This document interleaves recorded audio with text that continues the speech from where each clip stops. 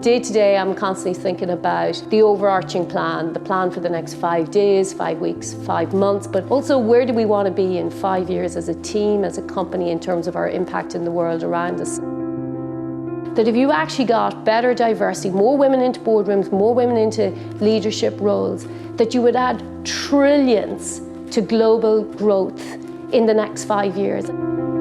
I also see as a businesswoman, the types of questions that women get asked can be different to the types of questions men get asked. And you see this borne out in research. Men tend to get the, tell us your vision for the world in 10 years. So it's visionary, it's strategic, it's futurist thinking.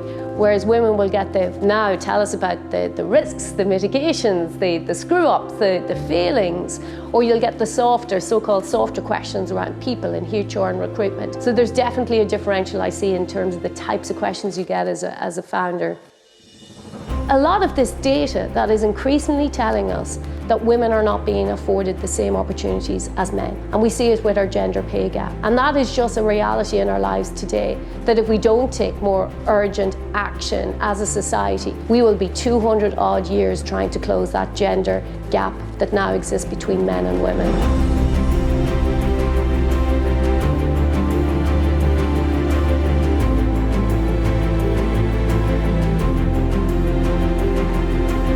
Quotas, yeah, people might have an initial reaction of negativity to it, but we like their impacts, we like how effective they can be, even as a blunt instrument. And unfortunately, there are blind spots. That's why we often have to hire people smarter than us, from backgrounds that we know nothing of, people who maybe have different belief systems, people from different communities, so that they're constantly challenging us, that they're asking hard questions of us.